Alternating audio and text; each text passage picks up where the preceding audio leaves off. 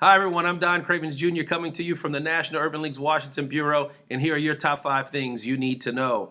Well, every week we come to you and talk to you about the importance of the Voting Rights Act and restoring the Voting Rights Act. Because as you know, in 2013, the United States Supreme Court gutted many of the protections of the Voting Rights Act.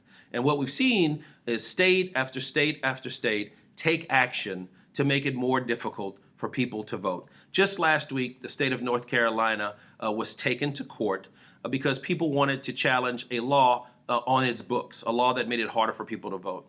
And a federal district court judge, a judge appointed by George W. Bush, upheld that law. Now, what's so bad about that law? Well, the law eliminates same-day voter registration. It eliminated pre-registration for young men and women who were 16 and 17 years of age, and it cut back early voting dates as well. And so those are the kinds of laws that are being enacted, especially in swing states like North Carolina, that will make it harder for people to vote. And as you know, many of those people are people of color. This week is Faith Week of Action at the United States Social Security Administration.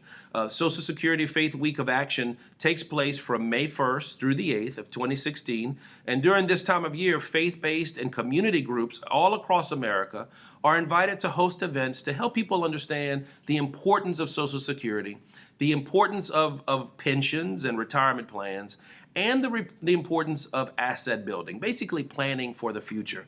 I was honored to be a principal on a conference call that was held very recently with members of the Social Security Administration, as well as faith-based organizations. And we talked about the importance of planning for the future, planning for retirement, planning for home ownership and small business, as well as protecting the United States Social Security Administration and Social Security. And so if you want more information or you want to continue that conversation, use the hashtag FaithAction or take a look at our story to see what you might have missed.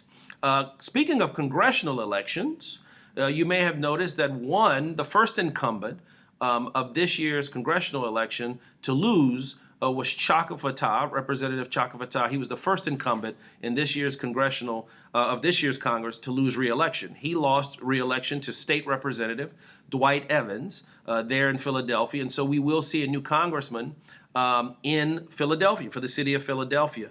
Which brings me to congressional elections. Very important. We talk a lot about the presidential elections, but ladies and gentlemen, please pay attention to these congressional elections, the House congressional elections, as well as the Senate congressional elections. In this week's update, I'm going to highlight one of the 7 races that we're paying particular attention on, which is the Senate race in Pennsylvania. Pennsylvania was one of those states that has a Republican senator, but it's a state that has voted Democratic in the last 2 presidential elections. And so please take a look at our article on the Pennsylvania races and on all of our races we've been covering.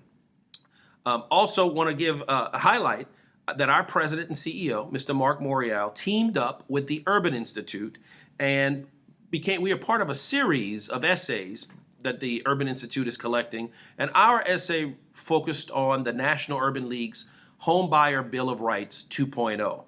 As you know, in the aftermath of the Great Recession, all of the tragic loss of wealth, particularly with people of color, the bailout of the big banks, our national government has got to play a larger role in making sure that the housing market is secure, to ensure that people of color have an opportunity to participate in the American dream, and home ownership is a large part of that dream. And so through the Home Buyers Bill of Rights 2.0, Mr. Morial and our team, we provide recommendations for helping Americans realize the American dream of owning a home. So take a look at that. Last but not least, we talked to you recently about the fact that we had collaborated with Bank of America on reentry programs, on the topic of reentry, and hosting an event here at the National Urban League's Washington Bureau with Bank of America.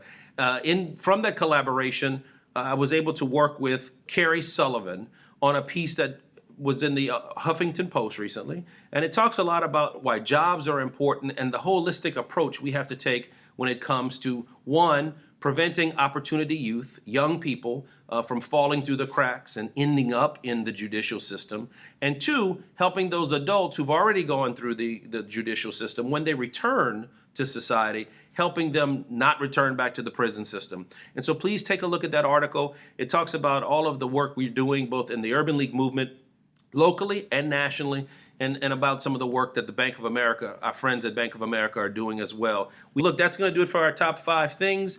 I'm Don Cravins. I'm coming to you from the National Urban League's Washington Bureau. I'll see you in 2 weeks.